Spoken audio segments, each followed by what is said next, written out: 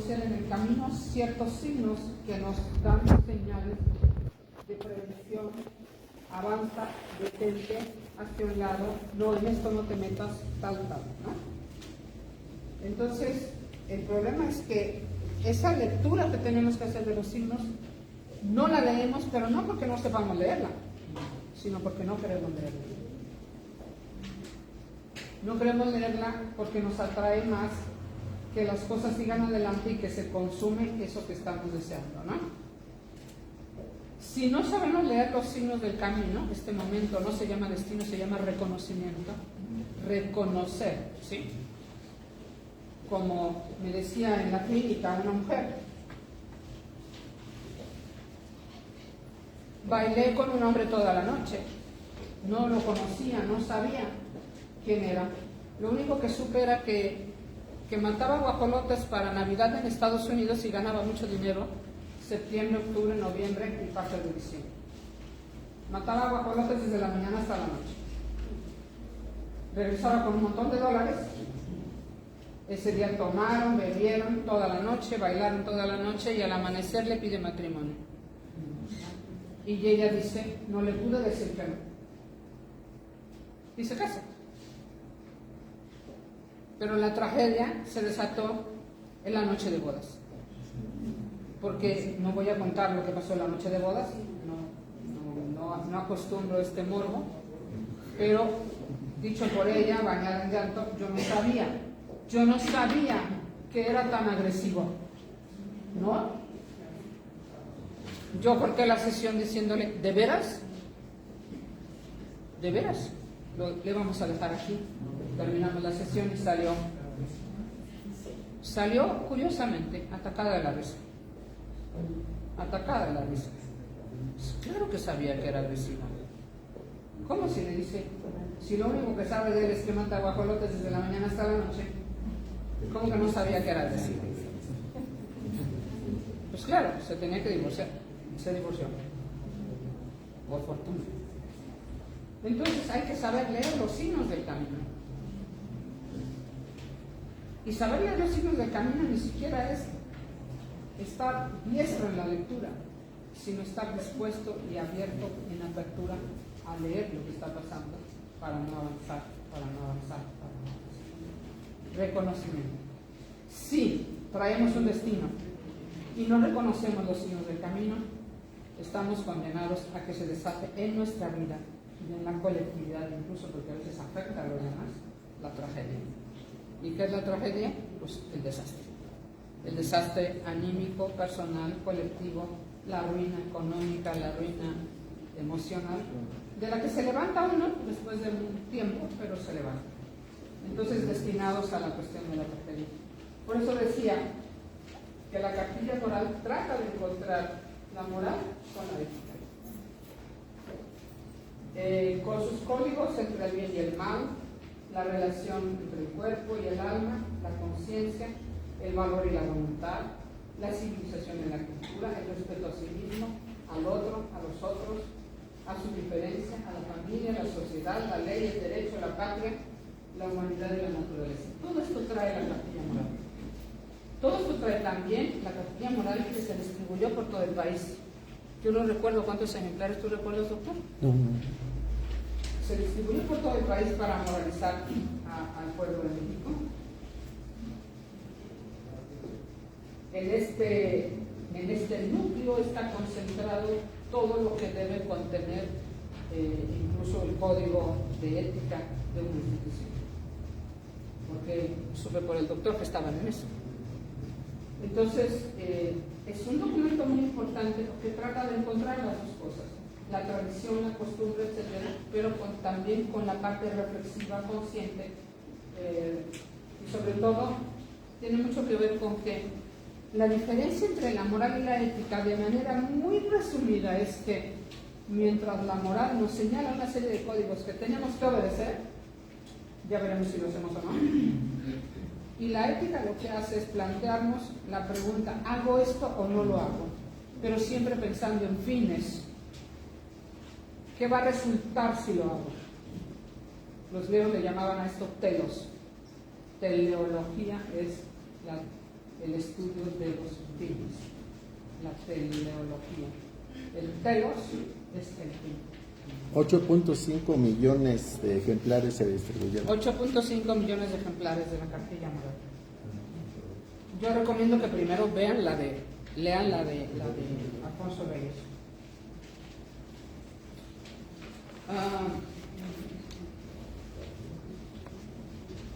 Pongo un ejemplo de la vida cotidiana. Alguien dice, he descubierto cómo refrigerar. Me voy a poner a hacer un montón de refrigeradores y los voy a vender. ¿Qué va a resultar de eso?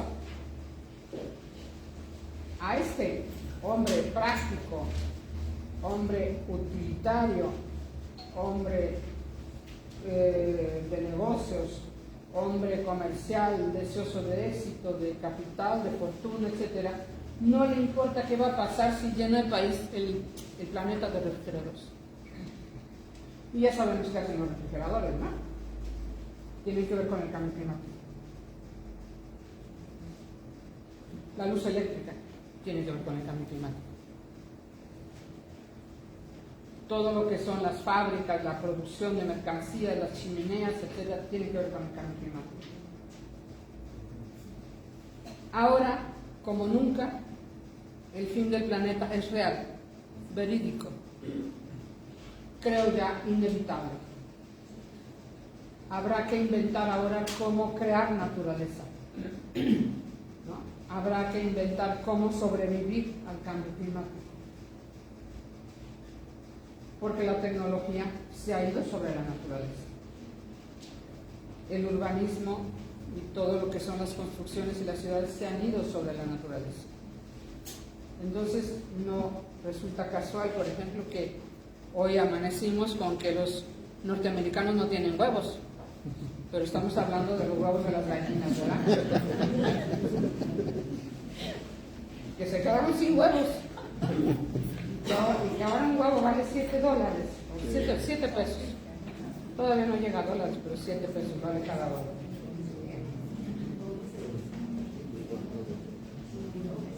Es esto el problema del fin. Si hago esto, ¿qué va a resultar? Muchas veces sucede que pensamos, si hago esto, sucede esto, lo otro, aquello, mejor no hago nada. Tampoco es la salida para alguien que quiere regirse por la ética. Tenemos que valorar hasta dónde podemos avanzar, hasta dónde podemos hacer sin tener una consecuencia trágica. Pero tiene que ver con la reflexión, no con la pasión. Sin embargo, esa es otra paradoja. ¿Qué hacemos con las pasiones humanas? No faltó quien dijera que nadie ha podido vivir bajo el imperio de la razón, exclusivamente bajo el imperio de la razón. Como nadie ha podido vivir exclusivamente bajo el imperio de la pasión. Las dos cosas son mortales.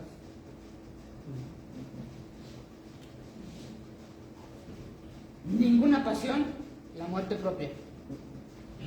El ánimo, el desánimo, o lo que ahora llaman la depresión, ¿no? Que en realidad la depresión es cobardía moral. No existe como enfermedad, existe para la psiquiatría. La cobardía moral. Y no olvidar también que toda acción es culpable. ¿Por qué es culpable toda acción? Porque cuando actuamos sobre unos y sobre otros no. Y sobre los que actuamos puede que nos lo agradezcan, puede que no nos lo agradezcan, sino que al contrario nos reclamen lo que hicimos. En cuanto a los que no actuamos dicen, ¿por qué con nosotros hizo esto y con nosotros no? ¿Por qué se dirigió a nosotros y a los otros no?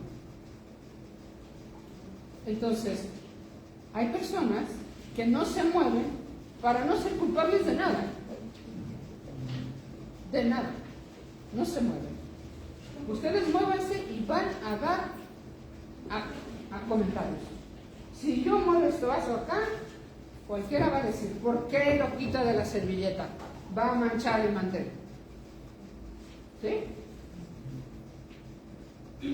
No actuar, no hacer absolutamente nada en la vida. No ser nadie ni nada para que nadie diga nada de nosotros.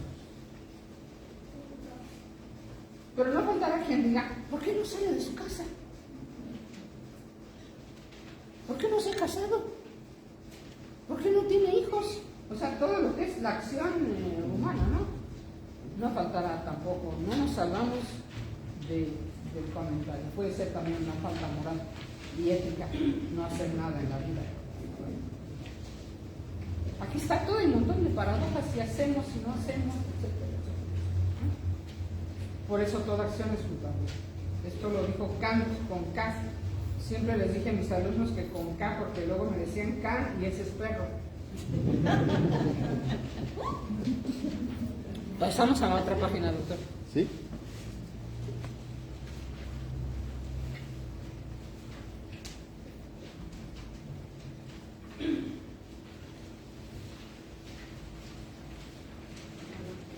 ¿No tenemos el primer momento, doctor? Sí, era el que estaba. Este es el primero. Este es el paso. Es abajo de la ética, sigue el primer momento. Ajá.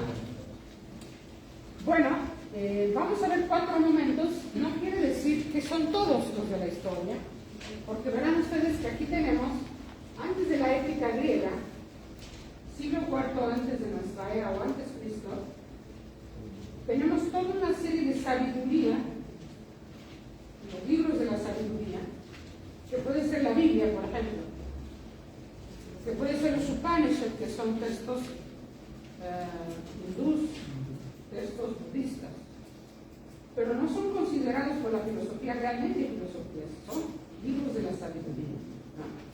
Y sin embargo tienen contenidos tan éticos que, por darles solo un ejemplo, de la Biblia, hay un pensador que se nos fue a principios de este siglo, un francés, Jacques Derrida,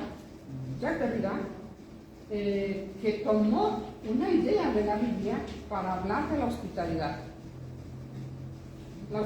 como ética, y decir, la ética es hospitalidad, la hospitalidad es ética.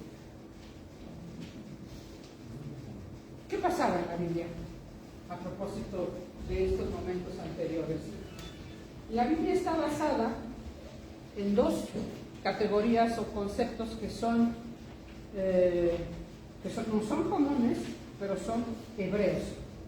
Uno es hóspites, que quiere decir huésped, que es una raíz hebrea de la que procede hotel, hospital, hospitalidad, hospicio, etc. Hóspites es el huésped.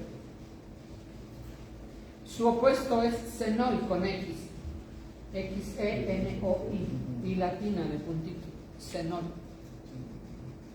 Xenoi es el extranjero, el ajeno, el que no es familiar, el otro, el diferente.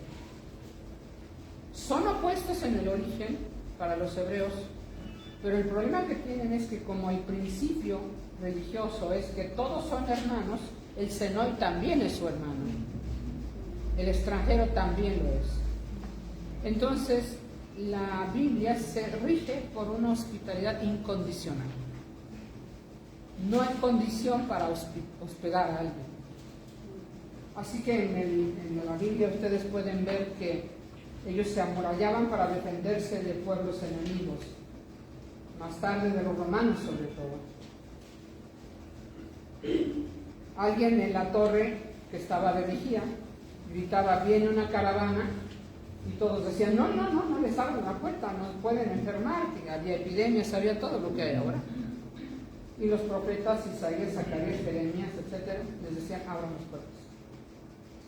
Abrían las puertas a los peregrinos, a las caravanas y también a los animales, heridos, enfermos, hambrientos, también les abrían las puertas, aun si fueran leones, Así que era una hospitalidad incondicional. Jacques Derrida toma este tema para nuestro tiempo porque nos dice algo muy interesante. Dice que todos vamos a ser extranjeros.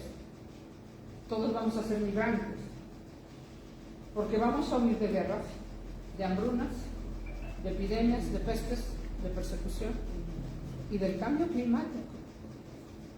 Vamos a tener que salir de donde vivimos porque se inundó, porque el crimen organizado, el Punguato se va a venir encima de Morelia, o el otro, ¿cómo se llama? El Quinceo también. La gente cree que está ahí muy firme, pero si se remoja se viene para Morelia. Con todo y piedras, ¿eh? No estoy hablando de nada que no pueda suceder. Entonces dice que habría que en un futuro instalar una ética de la hospitalidad incondicional, donde no requiriéramos ni pasaportes para pasar de un lado para otro para sobrevivir. Pero no lo voy a tratar el día de hoy, nada más se los menciono. Algo que dejó la Biblia, ¿no? Como la hospitalidad incondicional en esta oposición de Senoi, que Senoi viene xenofobia, ¿no? Sí. El rechazo al otro. Y nos concentramos en esta, en la griega. Vamos a pasar a la moderna, pero entre los griegos y los modernos pues está toda la Edad Media, que son 16 siglos. Ahí centralmente yo me estoy saltando a San Agustín de Hipona, las confesiones, la ciudad de Dios, que tiene que ver con una ética que puedo resumir así: ama y haz lo que quieras. Ese es San Agustín.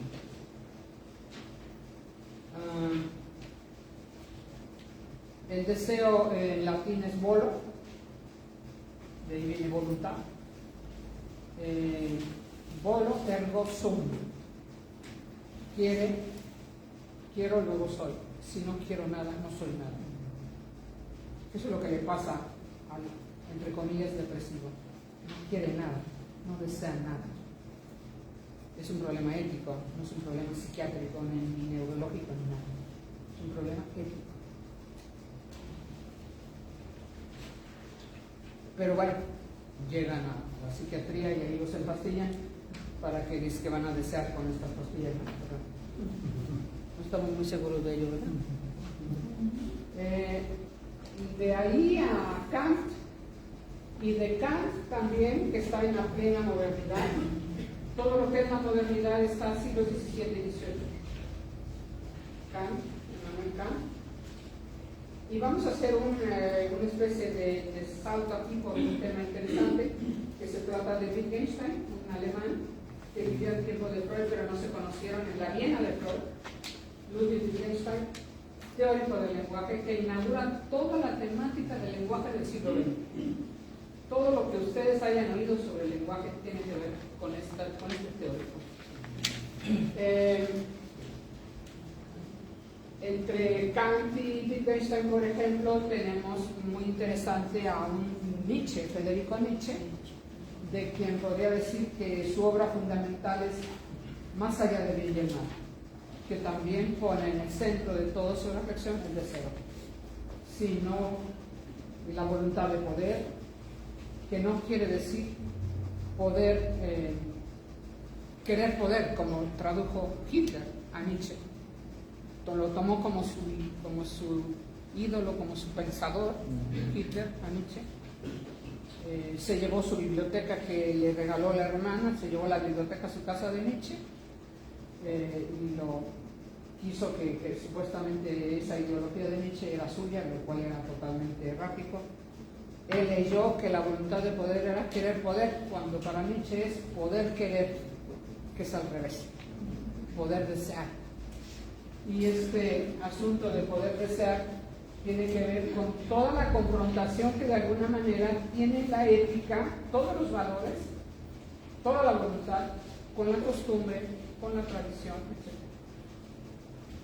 Le salto ahí a Nietzsche y luego vengo con pensadores muy contemporáneos al final, en una ética muy contemporánea y muy actual que está vigente, que está mezclada entre Freud, Lacan, Eugenio Trías y el pensador francés Michel Foucault, que también ya se nos fue.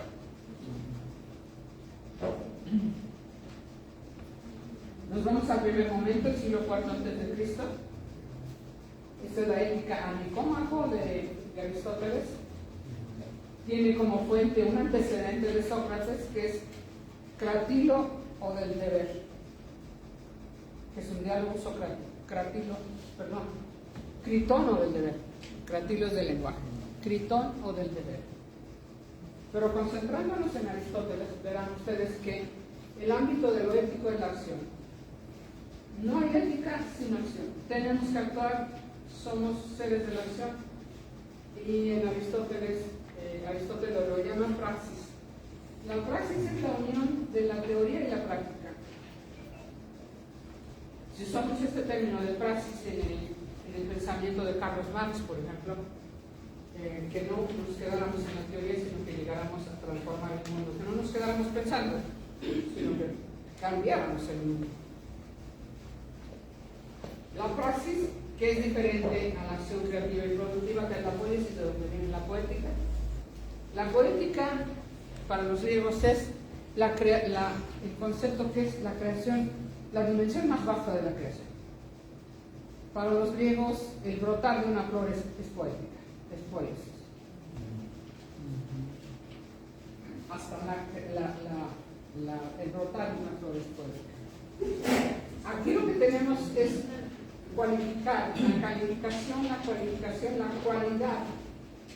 cualidad ética de la conducta. Tenemos un conjunto de fenómenos que llamamos fenomenología. El tratado de los fenómenos se llama fenomenología. La fenomenología aristotélica de la acción. Hay un pensador actual que retoma toda esta idea y que la pone y la actualiza, que es un francés que se llama Pierre Aubrey. La especificación de los hábitos. ¿Qué son los hábitos? Aquello que repetimos y repetimos y repetimos hasta que logramos integrarlo a nuestra vida cotidiana y a incluso nuestra rutina. Los hábitos, la especificación de los hábitos que predisponen a la acción hacia la vida buena o mala vida.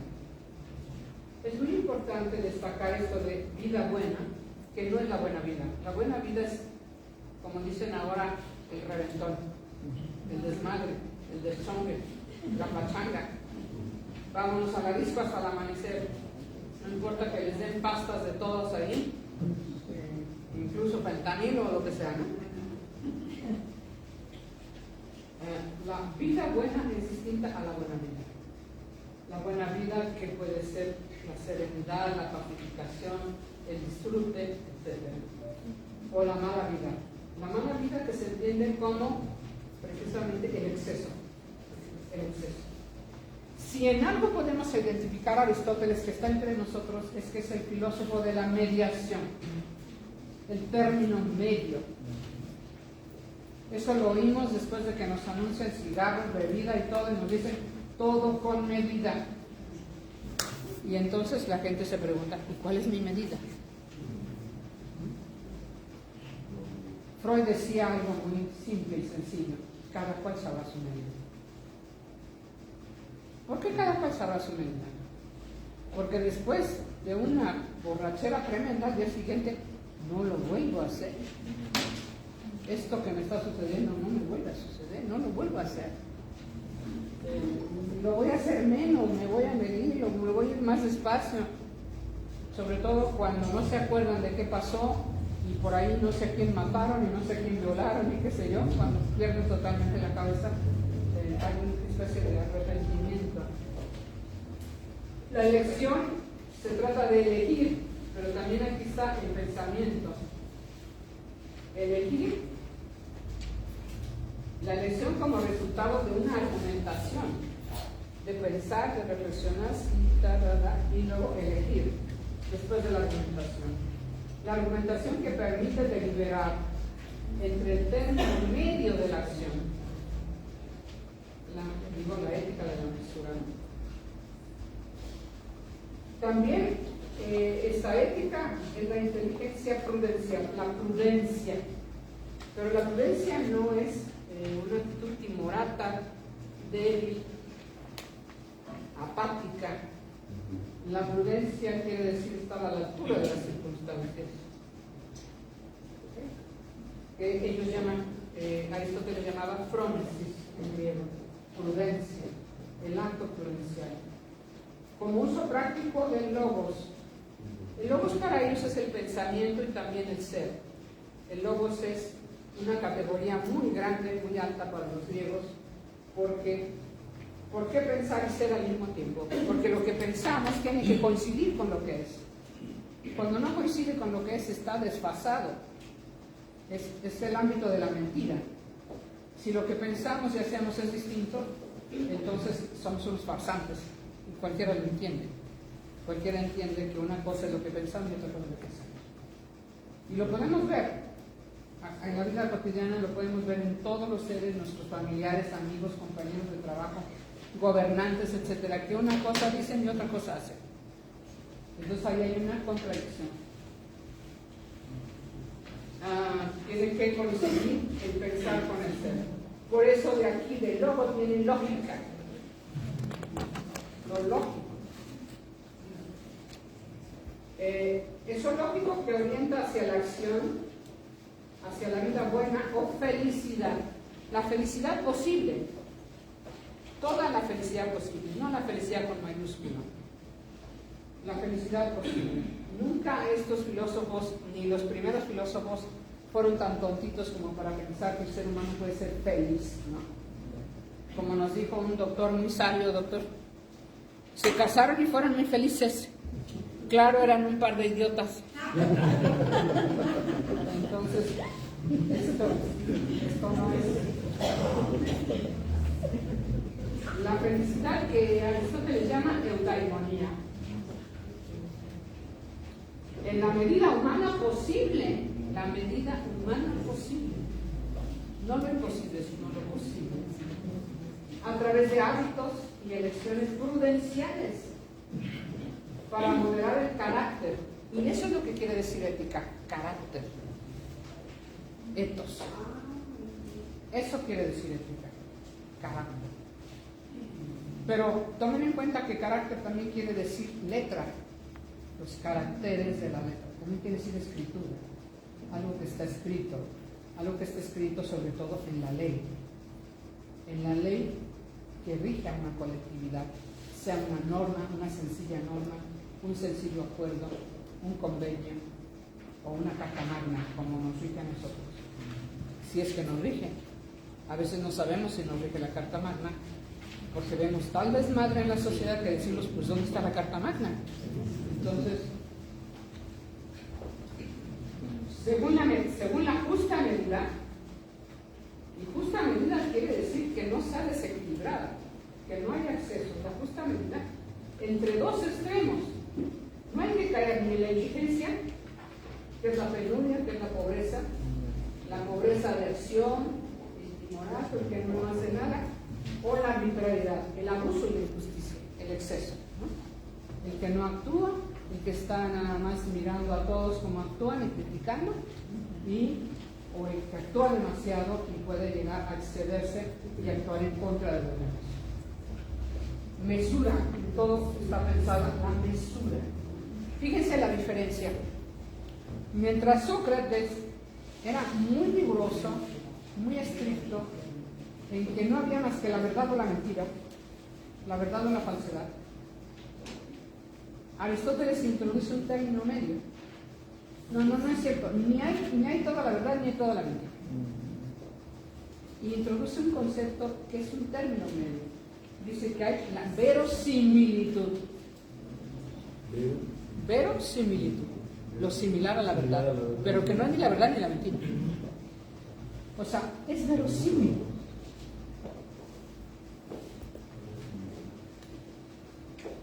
La condición para la vida buena es la virtud. La condición para la vida buena es la virtud. Todas las virtudes que todavía son vigentes en la cartilla moral, etcétera, etcétera. Hay una lista de virtudes que Aristóteles llama arete, a la virtud. Esta virtud está implantada por los hábitos. Y fíjense curioso que está el coraje. Pobre de aquel que no tenga coraje, porque entonces no se indigna. Y si no se indigna, no tiene dignidad. Que pase lo que pase, está impávido como un robot. Eso no tiene ni moral ni ética. Coraje, templanza, que podamos templar el clima y no ser excesivamente ni energúmenos ni tibios. Templanza, magnanimidad, ¿cómo se está escrito ahí? Magnanimidad, está mal escrito, ¿no? Magnanimidad. Ser magnánimo es decir, ser espléndido, estar dispuesto a entregarse, estar dispuesto a comprometerse, a arriesgar incluso, ser magnánimo, espléndido, éticamente hablando. Esto lo vemos, por ejemplo, por lo común en los héroes, ¿no? En los héroes de la patria, que, como dice Guerrero, ¿no? Entre mi padre y mi patria es primero, ¿no? Eso es magnánimo. Orgullo, que no nos dejemos humillar, que no agachemos la cabeza por cobardía, por miedo. Es parte de una actitud ética. La prudencia, la veracidad, que tiene que ver con ser verdaderos, transparentes, auténticos. La sabiduría. La sabiduría que tiene que ver no solamente con esta intuición del saber, sino también del saber colectivo, el saber escuchar, el saber reconocer, por ejemplo, con lo que hoy está tan perdido de vista, que es la memoria histórica, ¿no? La memoria histórica. Que alguien en un auditorio me decía, denos un ejemplo de memoria histórica. Y creo que a bote pronto me vino la idea de que recuerdan los mineros de Pasta de Conchos, que todos quedaron sepultados, que a nadie sacaron de ahí, pero además les recordaba que, bueno, no, le pregunté al auditorio, que era muy muy grande, como de 500 gentes. Esto fue precisamente en el norte, no me acuerdo si en el mismo Durango. Les preguntaba que quién era el gobernador cuando los mineros quedaron sepultados, y nadie del auditorio supo. Les pregunté quién era el presidente y nadie supo.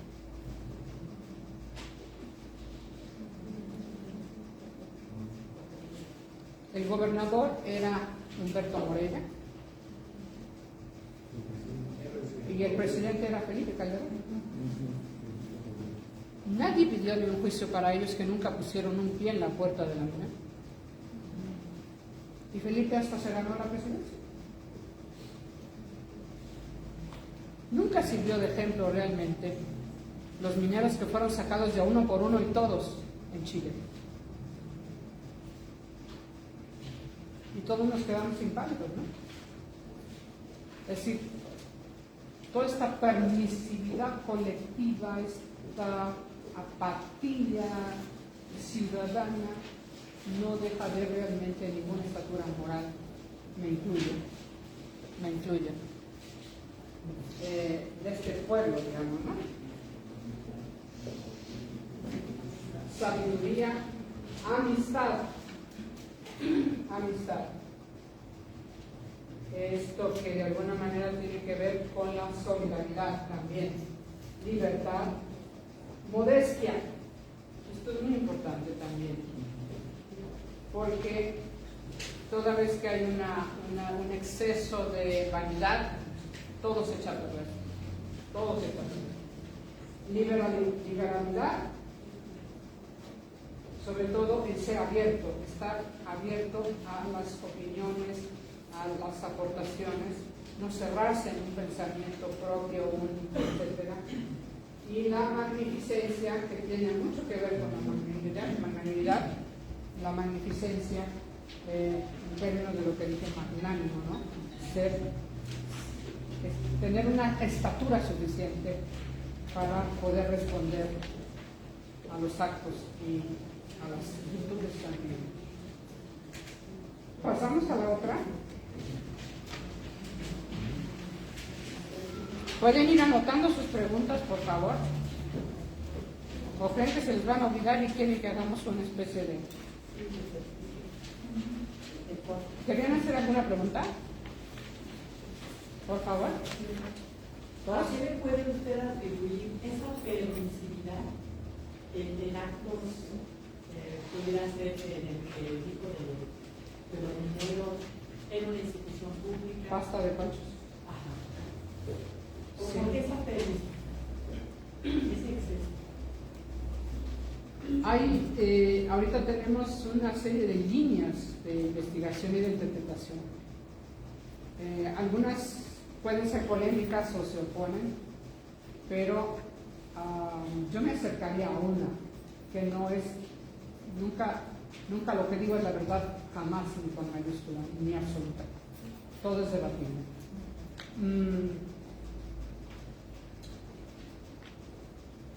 Hay dos líneas interesantes que se pueden incluso compaginar en una sola.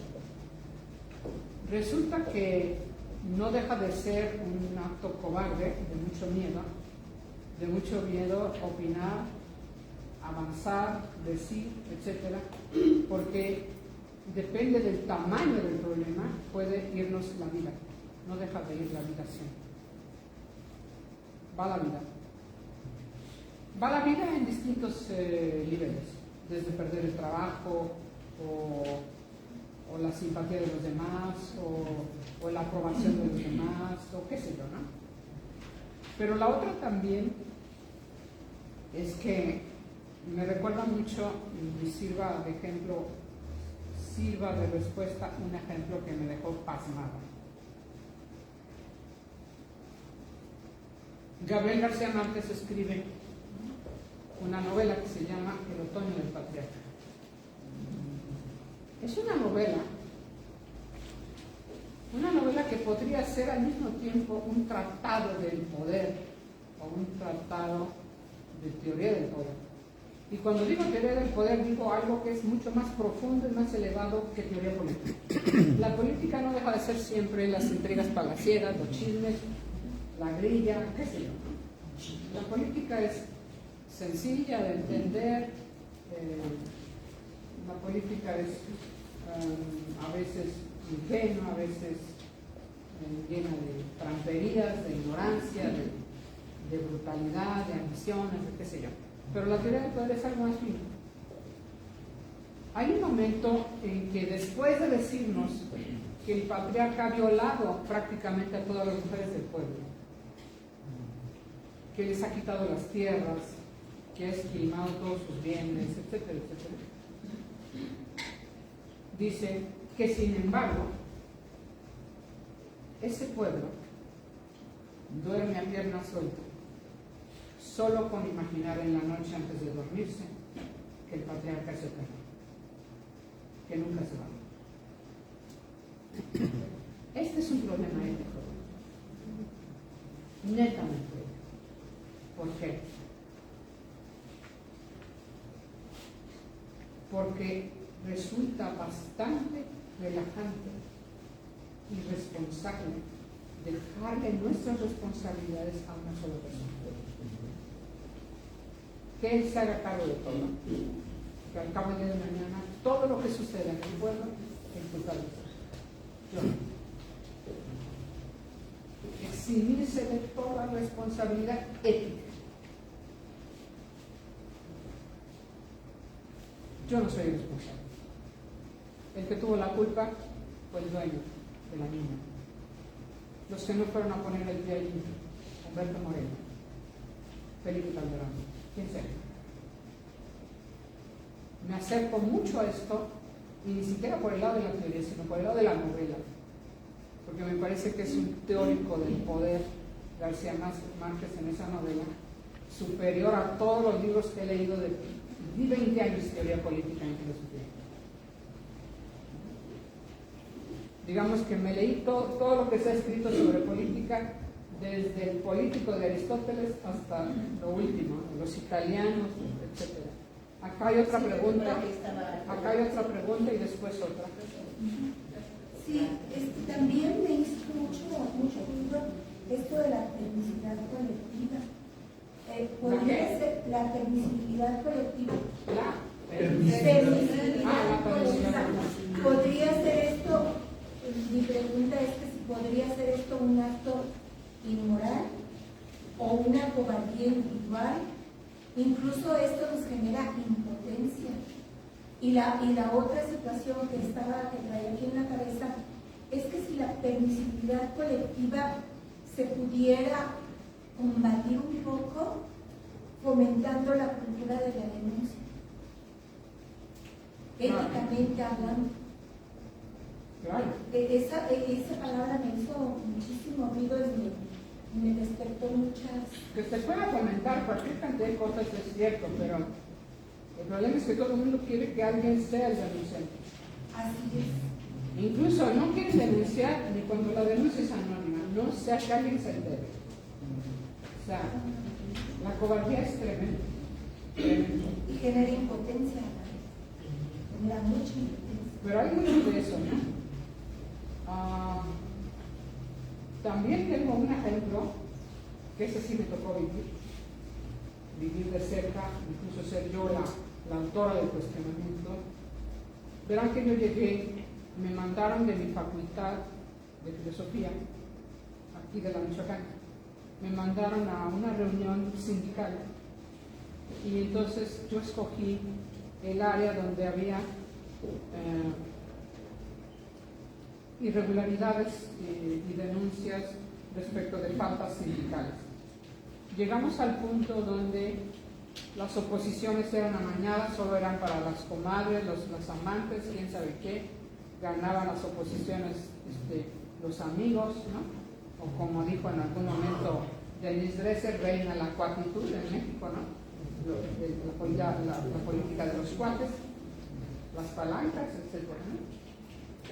Entonces, señalaron en esa reunión como responsables a los directores. Todos estuvieron de acuerdo en que eran los directores. Cuando son directores, no están en el sindicato. Se exhiben de obligaciones sindicales y todo, pero siguen perteneciendo al sindicato.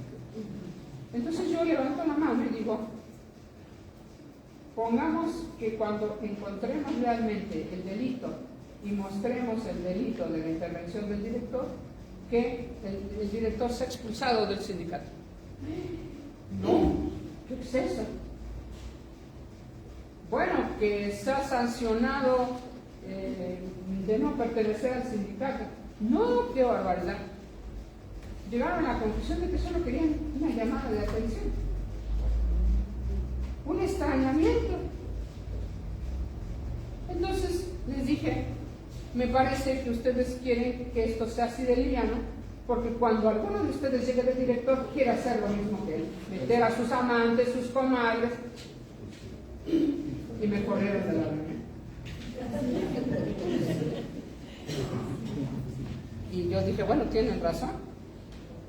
Yo vine aquí a arruinarles sus proyectos futuros. No quieren la sanción. Digamos que hay una especie de aceptación de la impunidad para ser el día de mañana impunes también. No sé si me voy a entender. Si yo no participo en ser severa en el castigo de un ciudadano, yo no seré castigada el día de mañana por alguna falta mía propia. Aquí digamos que hay muchas vetas que explorar y que escudriñar. Por favor. Sí, Rosario, pues un placer escucharte. Fuiste mi asesora de tesis en la Facultad de Filosofía, Educación por el Arte. ¿Algo recuerdo? ¿Sobre qué? Educación por el Arte. No sé si recuerdas el debate de que si Herbert Reed era filósofo o no, y tú me ayudaste muchísimo para poder Herbert Reed, sí, la propuesta de Educación por el Arte. Ajá. Un placer escucharte y aprovecho para que un poquito esta como controversia que hay en el terreno de la ética como una herencia de un concepto occidental, desde luego que viene de la escuela de los filósofos de la edad antigua, en el pues, esbozo de Aristóteles, Sí. pero siento que queda como fuera la propuesta socrática, que de hecho es el que con el arete, el desarrollo de la virtud del hombre, siento que está como más perfilado como en la esencia de la ética, de lo ético, y que se ha quedado un poco de lado, y esto también ha orillado a un tipo de formación humana, donde el humanismo ya no está de lado, en ese sentido del rescate del arete de la virtud, ya no está del lado de la creación, del ejercicio de la voluntad, pero en el terreno de la creación, de la propuesta, de la libertad, y nos hemos quedado como muy, muy encuadrados en esto en donde incluso en la actualidad ética y moral no se pueden compaginar y encontrar. Ajá, exactamente. Veremos al final que sí se encuentran. ¿Me recuerdas tu nombre? Sandra Cabrera. Sandra, sí, pero no me acordaba de tu apellido. Bueno, voy a avanzar un poco. Estamos en esto de ¿cómo el tercero? No, segundo. El segundo momento. Segundo momento. Acabamos. Dijo modernidad, siglos XVII y XVIII. De hecho, Kant representa el XVIII. Acá estaba la Edad Media, toda la Edad Media antes de la modernidad. Yo me estoy saltando a quien abre la modernidad, que es René Descartes, que en realidad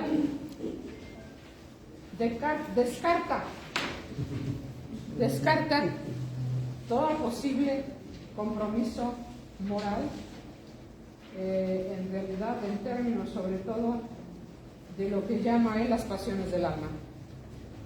Pero en las pasiones del alma, que es la obra de Descartes sobre ética, en las pasiones del alma no hay ninguna pasión.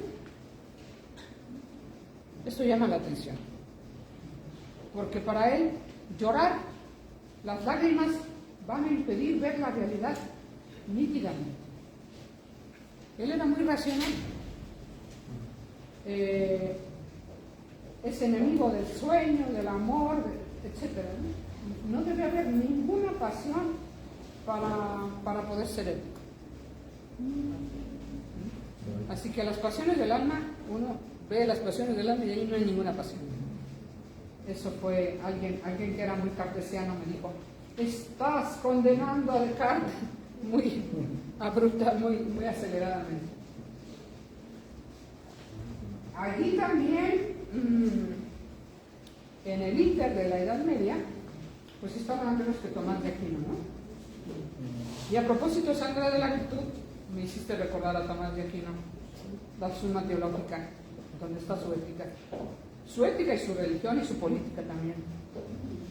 Él dice que en realidad en el plano de la ética no tenemos más que comprometernos con la virtud.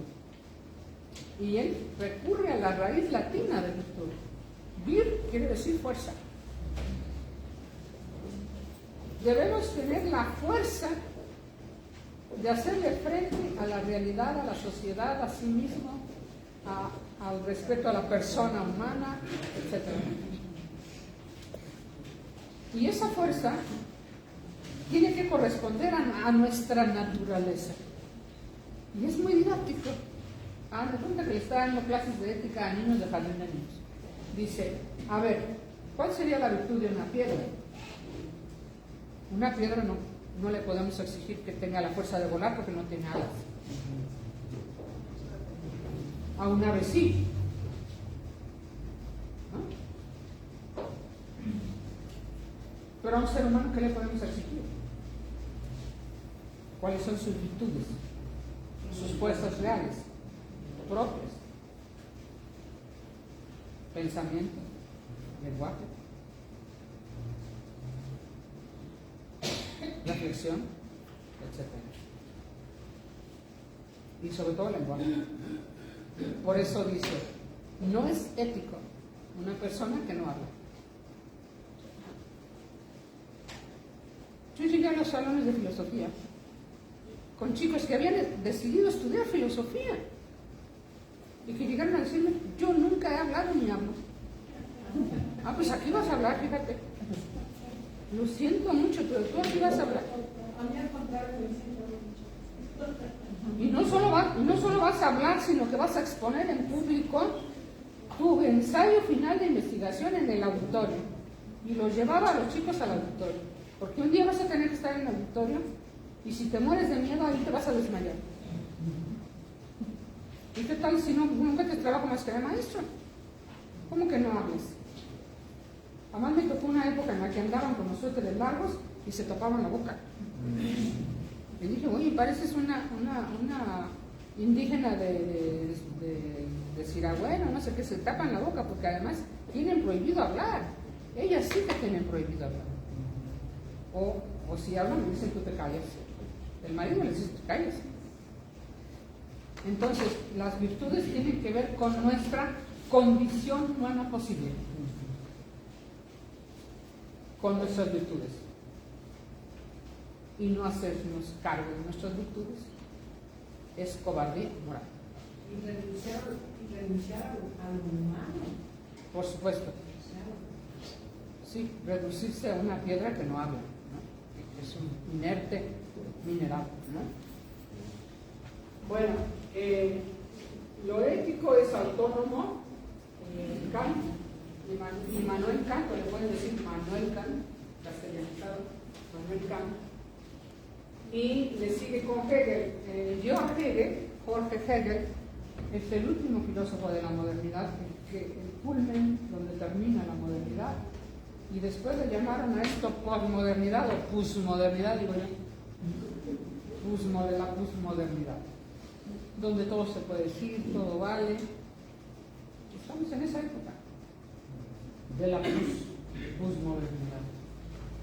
Pero bueno, en Kant es muy importante que esto sea autónomo y que tiene que ser reflexivo, y sobre todo lo que propone él es que no puede privar el deseo, no puede privar lo que nosotros queremos. Tenemos que reflexionar sobre ello para actuar. Entonces pone por encima de todo una proposición ética, un enunciado ético, en el que se manifiesta una razón que llama práctica. Por eso se llama su obra Crítica de la razón práctica. A través de la intersubjetividad. ¿Qué es la intersubjetividad? Pensar qué haría el otro en mis condiciones queriendo hacer tal cosa. Yo quiero tal cosa, ¿qué haría el otro? ¿Y qué harían los demás ante mi posibilidad, ante mi alternativa de actuar? Por eso es una reflexión intersubjetiva. Eso determina el uso práctico del concepto de razón a través de preposiciones imperativas, no sometidas a condiciones o hipótesis. No es condicional, sí, esto, si no lo otro, sí, si no, es ni tampoco hipótesis. Tal vez suceda no sé qué cosa, no. Se trata de una preposición imperativa. Una proposición imperativa no sometida a condiciones ni hipótesis. Es irreductible a máximas de sagacidad, prudenciales, sapienciales, para orientar hacia la felicidad. El ámbito ético es externo a la libertad y al deseo. ¿Por qué es externo a la libertad y al deseo? Porque no puede privar el deseo en este caso, porque tiene que pensar en la colectividad. Por eso, de una manera radical, se le puede criticar a Kant que propone una ética apática.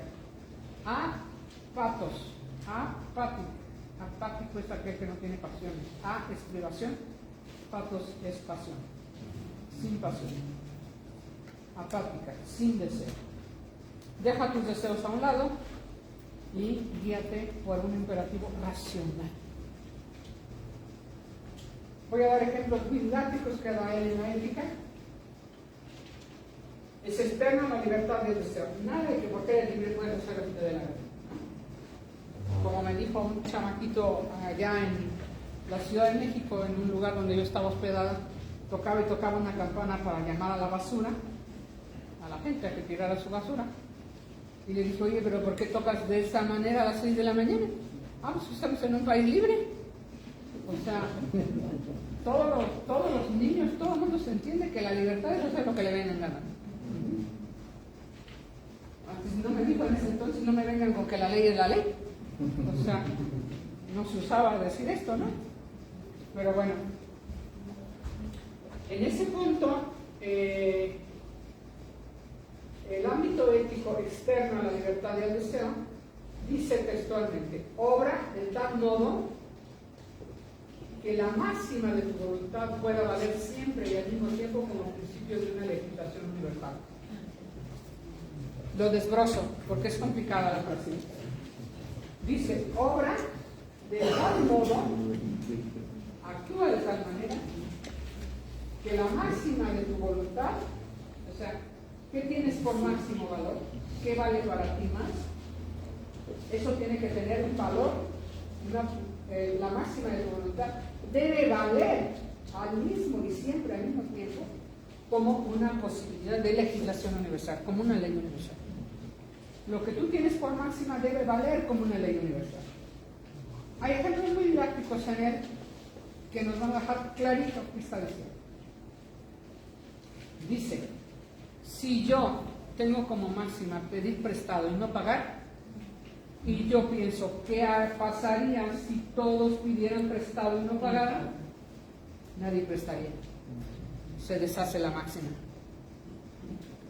Si yo tengo como máxima suicidarme, lo elevo a nivel universal, la humanidad desaparecería y ya no habría tal máxima ética. Es decir, nuestra acción individual, al elevarla a nivel universal, ¿qué pasaría si todos hicieran esto? ¿Qué sucedería, no? Si yo robo y todos roban, la descomposición general. Si yo mato y todos matan, la desaparición de la humanidad.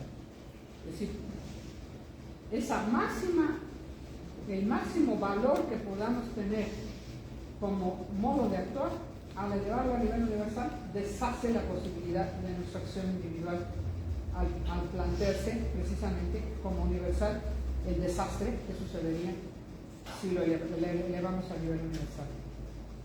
Pero vamos con una contradicción y un ejemplo que está en el mismo libro. Dice: a un hombre le ofrecen pasar la noche con la mujer más bella y deseada de la ciudad. ¿Te acuerdas? Sí. Con la mujer más bella y deseada de la ciudad. No sé si es Sasha Montenegro, Tongolele, que acaba de morir. A condición de que al amanecer será decapitado. Él racionalmente va a elegir renunciar a esa mujer. No necesariamente. No necesariamente, porque la manera en que va a gozar a esa mujer esa noche y va a morir al amanecer va a ser lo máximo. Al menos desde el punto de vista imaginario. Pónganse que no es real, ¿no? Porque a mí me tocó escuchar a un joven. Saben que estas mujeres se venden por todo el país y compran boletos carísimos, ¿no? Me tocó atender en consultorio a un joven que vendieron, creo que para Sasha Montenegro o para alguien así. Entonces, compra el boleto y todos sus amigos están esperándolo afuera del hotel, a que se meta al hotel y a que salga del hotel. Pero él se queda impotente durante mucho tiempo. Para él esa mujer significaba tanto que no pudo hacerle nada. Y pues ella ya saben que eso va a suceder. Entonces pues tomaron unas copas, platicaron, y cuando salió le dijo a sus amigos que le había gozado en grande, para que no hablaran mal de él. No es el caso de la mujer esta de ejemplo y de ideal que pone Kant en su libro. pero sí podemos aventurar con mucha certeza que no es que escogería no morir y gozar a esa mujer, que escogería gozar a la mujer a pesar de la condición de muerte. Más por la condición de muerte, porque la condición de muerte incita más el deseo. La ley severa, rígida, incita más al deseo y a la pasión. Entonces, esta ética apática no deja de ser discutible hasta el momento, y sobre todo por la ley universal. Por la ley universal que nos introduce en una paradoja, como lo veíamos desde el principio, ¿no? En una paradoja por el lado de hasta dónde es cumplible una ética de esta estatura, de esta exigencia, en su carácter de universalidad. Pasamos, si hay preguntas sobre esto, que es lo más complejo. Por favor. Gracias, doctora. Aquí lo que alcanzo a comprender esta parte es que las pasiones nos siguen. Por eso tenemos que tener como esa neutralidad, esos pensamientos que nos permitan no tomar decisiones arrebatadas, por así decirlo. Y sí, pero hay una ley mexicana que dice: hormona mata neurona.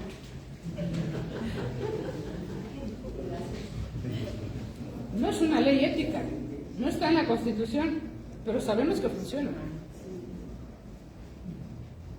¿Por qué se fue la niña con el novio sin terminar la secundaria? ¿A quién no le ha tocado ver esto? Y luego se arrepiente de que no tiene ni la secundaria, que el chico no tiene trabajo, que no lo puede mantener, que ya está embarazada. Un desastre familiar, casi hasta el desastre en el vecindario, ¿no? Porque quién sabe quién va a cuidar a la bebé en lo que ella va a trabajar a una casa como empleada doméstica.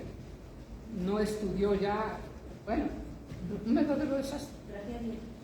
Una tragedia, porque no pudo pensar, solo actuar. Hormona mata neurona.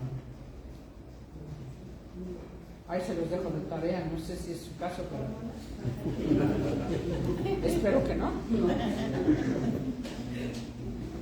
Templanza, reflexividad, etc. Bueno, el tercer momento es interesante porque decía que abre todo el siglo XX con el asunto del lenguaje. Se trata de la determinación lingüística de la razón también en su uso práctico. ¿Por qué? Porque todos los enunciados éticos tenemos que pronunciarlos, tenemos que verbalizarlos, tenemos que escribirlos, enunciarlos y decirlos. Son del ámbito del lenguaje. Entonces dice Ludwig Wittgenstein que la reflexión ética y la filosofía del lenguaje de alguna manera están en el centro de este tercer momento. Giremos hacia el lenguaje, giremos hacia la manera en que nosotros enunciamos los postulados éticos. Importa diferenciar de lo que puede expresarse de lo que debe callarse. ¿Son expresables todos los enunciados éticos? Esa es la pregunta de Wittgenstein. ¿Podemos decir realmente todos los enunciados éticos? Más aún, ¿es posible escribir una ética?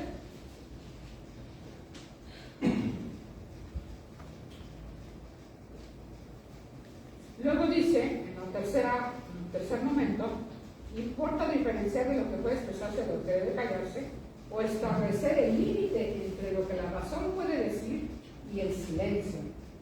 Y habla de experiencia mística, que en realidad la experiencia mística no es una experiencia religiosa en términos del encuentro con lo divino, etcétera, pero sí una reflexión interior que permita que podamos reconciliarnos con nosotros mismos, saber cómo podríamos llegar a actuar a partir de todo lo que pudiera llegar a suceder, etcétera, pero que habría cosas que no podríamos enunciar en el plano de lo ético, tal vez cosas que quedan en silencio. Dice, la experiencia silenciosa es la experiencia de lo ético, más bien callar, meditar, ¿no? Medita antes de actuar. Y después dice, estimaciones y valores mociones de la voluntad se encuentran más allá de los límites del mundo, dice, y de lo que puede expresarse como proposiciones éticas, enunciados éticos. Esto está en su conferencia de ética de Paidós. Es muy breve, uno la lee porque además es muy didáctica, no tiene ninguna complicación para nadie que no haya estudiado nada de filosofía, lo entiende perfectamente. Pero hay una conclusión. Él dice, si hubiera alguien que pudiera escribir realmente un libro de ética y decirnos cómo podríamos llegar a actuar, no necesitaríamos más que ese libro y quemaríamos todos los libros de todo el mundo y de todas las cosas. Quiere decir que lo que buscamos en todos los libros es cómo vivir y cómo actuar. Y nadie nos lo puede decir. No se puede escribir un libro de ética. Sandra. Yo voy a aprovechar, porque yo aprovecho ahora cuando... Aprovechate, pero no de mí. ¿Crees que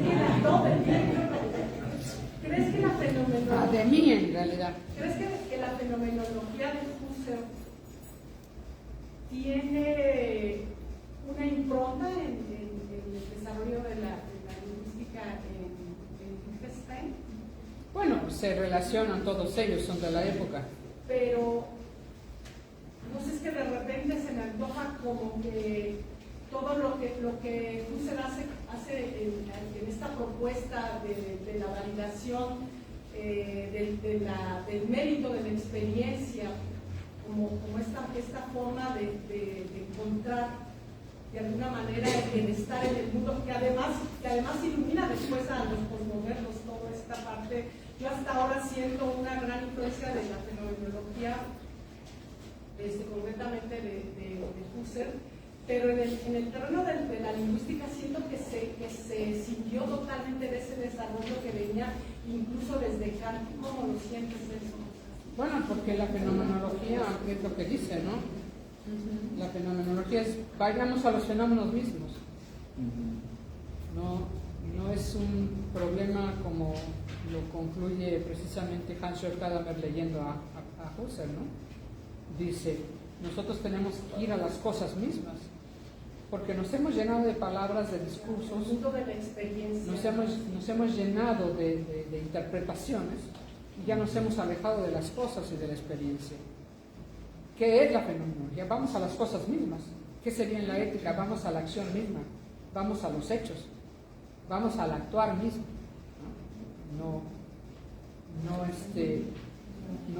toda la parafernalia de la teoría y en ese sentido es como se encuentra el mérito del silencio, claro, la teoría de la lingüística, de la introspección, la meditación. No puede nadie escribir un libro de ética para enseñar a todos cómo vivir. Cada quien tiene que saber cómo vivir. En el sentido en que Freud lo dijo, ¿no? Cada cual sabrá su medida. No va a ser el analista el que le diga, mira, te vas a hacer esto y vas a hacer lo otro, ¿no? Eso dice el psicólogo, o la doctora Corazón, o Walter Mercado, ¿no? Llaman por teléfono y preguntan cómo vivir, se van a que les lean las cartas, el café, todo el mundo anda buscando cómo vivir, que tiene que ver con un problema ético, precisamente. Por favor. Y en cuestión de la lingüística y la acción, Buda nos dice primero, no hagas daño. Primero, no hagas daño. No hagas daño. Entonces da ambas cuestiones. ¿Y dónde está el daño? En una ética individual. ¿Y qué tipo de daño? O sea, como pensar qué vamos a hacer. ¿Y qué tipo de daño? ¿Y para quién es el daño? ¿Y para quién no es el daño? ¿No? Exactamente. Creemos que hacemos el bien a todos y de repente alguien nos dice, le hiciste bien a todos esos, pero a nosotros nos hiciste el mal. Difícil situación. Pero esta es la situación, ¿no? Si hubiera alguien que pudiera escribir un libro lleno de enunciados éticos, sería el único que necesitaríamos. No necesitaríamos ningún otro libro, porque en realidad eso es lo que estamos buscando. Por favor, el cuarto. Yo tengo una pregunta. Adelante. No. Aquí, por ejemplo, No, me pueden me pueden parar y me pueden decir moción. Eso no es correcto. No. Aquí está Sandra de testigo de cómo fui como profesora, ¿eh? Tú me malacostumbraste a venir. Les decía, a mí me pueden hasta mentar la madre y no pasa nada. Ni los voy a reprobar, ni... No, es que si no hay libertad en un salón para hablar, decir todo lo que quieran decir, incluso en contra del profesor, entonces ¿qué tipo de educación es esa? Lo estoy diciendo en la Secretaría de Educación, ¿eh? Con todo respeto. Adelante, por favor. En el punto 2 del tercer momento, dice reflexión de Luis y la filosofía del lenguaje. ¿Cómo? Reflexión de Luis y la filosofía del lenguaje. Sí. Ludwig Wittgenstein, sí. Dos puntos en el tercer momento. Sí. Bueno, ahí sentí como que no, o no sé si se lo dijo, o no me quedó claro a mí. Esta parte de aquí, dos, Sí. que dice reflexión de Ludwig Wittgenstein y la filosofía del lenguaje. Sí, que el tercer momento consiste en la reflexión de Ludwig Wittgenstein y la reflexión del lenguaje. Reflexión de Ludwig Wittgenstein y la filosofía del lenguaje. Sí. Es un cuadro sinóptico muy sintético que está diciendo el tercer momento quiero-lingüístico se trata de la determinación lingüística de la razón, también es uso práctico. Segundo, es una reflexión de Ludwig Wittgenstein y la filosofía del lenguaje. Tercer momento, importa la diferencia de lo que se puede expresar de lo que se debe callar. O establecer el límite entre lo que la razón puede decir y el silencio, la experiencia mística. Voy a poner un ejemplo muy didáctico para sacarte de la torre, si se puede. Resulta que todo el mundo habla del amor, ¿no es cierto? Que lo amaron, que no lo amaron, que lo engañaron, que... ¿Negocio? ¿Un color de rosa o se prefieres como? O de las mariposas, o de las hormiguitas, o de las estrellitas, ¿no? Cuando tienen un orgasmo, o cosas así, ¿no? Todo el mundo habla del amor. Y sin embargo, nadie sabe qué es eso. Se habla con metáforas, se habla con imágenes. Es como inexpresable. Wittgenstein tiene un libro muy escabroso, tú debes saber, Sandra, el tratado lógicos filosóficos, el tratado lógico filosófico. Bueno, está hecho está hecho matemáticamente y geométricamente, un libro muy complicado. Comienza diciendo que en realidad el límite del mundo y de la expresión del mundo es el lenguaje, ¿no? Comienza diciendo eso. Termina diciendo que de lo que no se puede hablar, mejor hay que callarlo. Esa es su última, al final del libro. De lo que no se puede hablar, mejor hay que callarlo. Y sí, a propósito del amor, es de lo que más se habla. ¿Se puede hablar de ética y de moral? Quizá no, diría Wittgenstein. Pero es de lo que más hablamos. Hablamos de cómo se comporta la gente con nosotros. ¿Cómo se comporta con nosotros? ¿Cómo se comporta el político con la sociedad? Hablamos a todas horas de la conducta de los demás.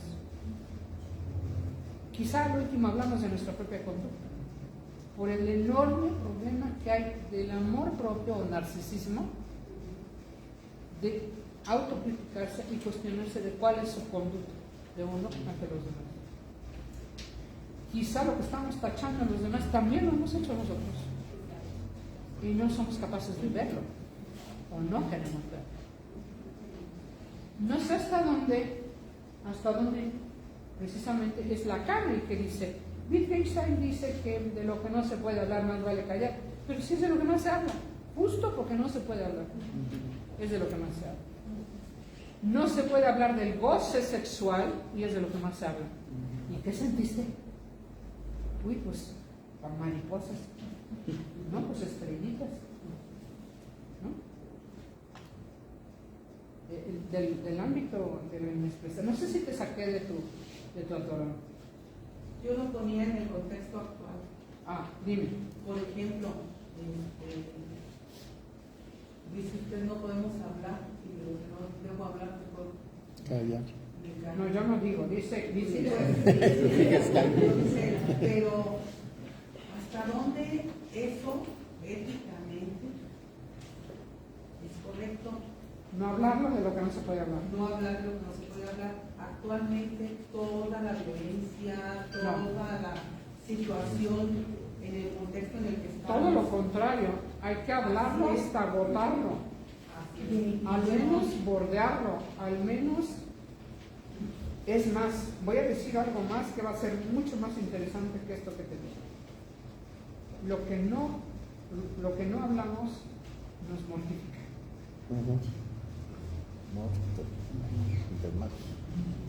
Y mi pregunta es dónde. Hegel, ¿a quién me salté? Curioso, porque cuando yo era estudiante creí que tenía un librito de ética de este tamañito, como de 100 páginas, no, de estética, de la sensibilidad del arte, y creí que yo había leído que era la estética para Hegel, ¿no? Resulta que tiene 8 tomos, pero de este pelo. El 8º es sobre la poética. 8 tomos de estética. Vaya. Y ahí dice, lo que no hablamos nos hace sufrir. Debemos hablar todo aquello inexpresable. Y es más, dice, si lo hablamos, nos duele menos el dolor. Si lo hablamos, nos duele menos. ¿Por qué? Porque la palabra sustituye a lo real, sustituye a la experiencia. No hay como hablar. Esto es lo que yo recomendaba a alguien que me pidió una especie de asesoría para esta difusión que están haciendo para impedir drogadicción y estas cosas. A mí no me parece que un chico deje de drogarse o de tener tentación de las drogas con un comercial que diga, las drogas matan, cuidado, no las comas, no las consumas. No, él tiene que hablar en un colectivo, a viva voz, tiene que ir a hablar a un colectivo. Rosario, no hay nadie antes de Hegel, ¿verdad?, que siente estas bases, incluso para el nacimiento de la ciencia psicológica, de la psicología como tal, como empezar dentro del diálogo filosófico a insistir sobre todo lo que forma parte del libre albedrío y lo que forma parte del estar en el mundo, del Dasein, de lo que implica estar arrojado al mundo, después toda la revisión con el existencialismo. Y Simone de Beauvoir, que es de tus favoritas, Rosario, de unos ojos que miran a través de otros ojos, esta humanidad que ya no tiene excusa, ¿no? Porque hay todo un planteamiento de la ética, ¿no? Y también desde esta convención. Yo recuerdo tanto la clase de la maestría de filosofía de la cultura que viste sobre Freud. De la cultura nace a partir de la convención, del libro de Totem y Tabú de Sigmund Freud. Pero es como es tan hermosa la filosofía, porque finalmente del estar aquí, del compromiso de estar, pero además de vernos en nosotros, que podemos callar, pero no podemos ignorar que hay todo esto, todo este mundo latiendo. Interesante esta pregunta crucial en esta mañana, que es que el diálogo es la única prenda de paz. Me hiciste recordar a bote pronto una frase de Freud espléndida. Dice, el primer hombre que lanzó una injuria a otro hombre en lugar de una lanza es el inventor de la cultura. Una mentada de madre pero no trabarse, una mentada de madre, pero no trabarse en la guerra. El diálogo es la única prenda de paz. No es cierto que vamos a calmar peloteras y bolas sociales y sublevaciones y todo encerrándonos en el palacio. Eso no es cierto. Tenemos que abrir las puertas de par en par para dialogar con toda la ciudadanía y todos los sectores de la sociedad, porque el diálogo es la única prenda de paz. Y todo debe ser dicho.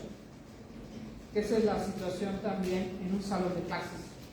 Todo debe ser dicho. Nada de que no, aquí no me vas a cuestionar. No, el maestro no es ningún gurú. Entonces tenemos un cuarto momento donde estamos en esta época, con una influencia de 3 discursos que se unen: la ética, el discurso del psicoanálisis, la filosofía, todo lo que venimos viendo atrás. No pueden dictar una ética, porque solo el dictador es el único que dicta una ética universalmente válida para todos. Por eso he dicho en foros internacionales, y lo digo en México y hasta en Europa, que lo único que desató toda esta guerra del narcotráfico y de todo esto fue la prohibición. ¿Y en qué me baso?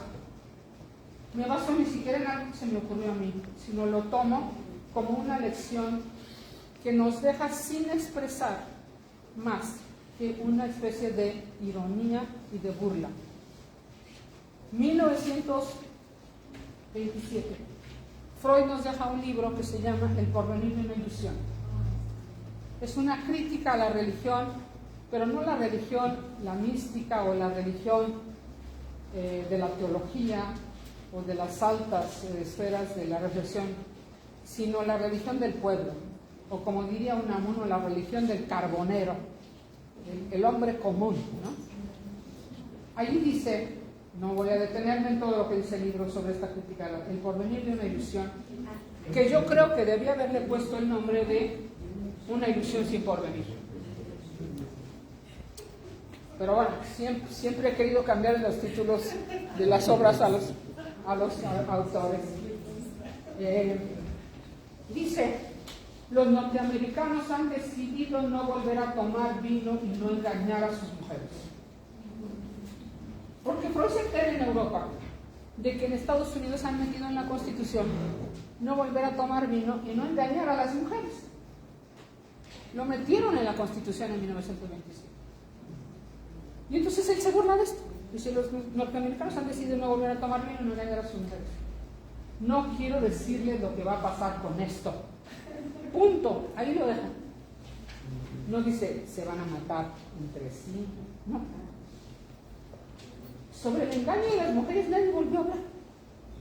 Ni si las engañaban, ni si no las engañaban, ni qué penalidades había. Nada. Nada es nada. Porque todo inundó el planeta del tráfico del vino. Ahí están las películas. Al Capone y su pandilla, el leonés, el investigador que lo persigue, películas y películas. Allí surge la primera mafia en Chicago, y luego viene la mafia del opio de Asia, y luego vienen los Corleoni de Italia. ¿Por qué? Porque algo que está prohibido, todo el mundo lo quiere adquirir. Sube de precio, se hace el negocio más jugoso y todos ganan.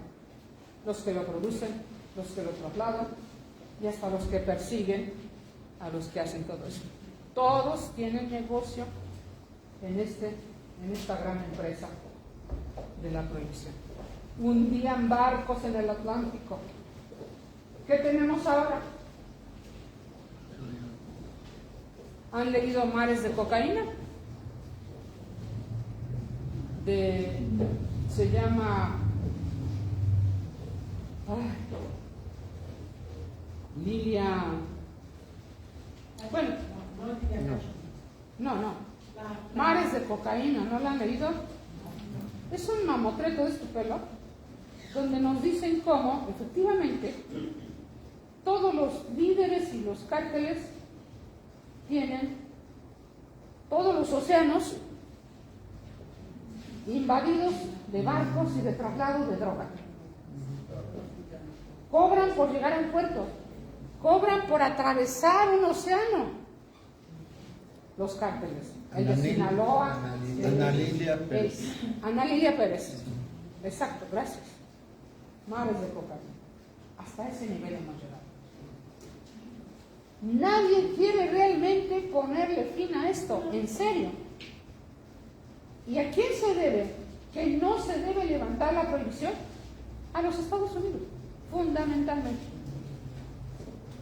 Alguien llegó al gobierno de Obrador, muy liberal, que esa fue esta que fue senadora, no fue magistrada y ¿cómo se llama esta liberal que llegó muy? ¿En dónde? ¿En Europa? Aquí? No, al gobierno de Obrador. Olga Sánchez Cordero. Llegó super liberal y dijo, vamos a levantar la prohibición de las drogas. ¿Qué? No, eso no se puede. Se acaba el negocio.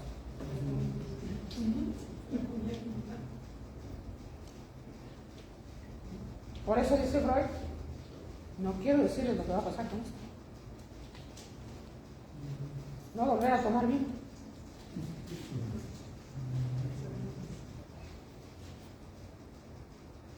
¿Cómo?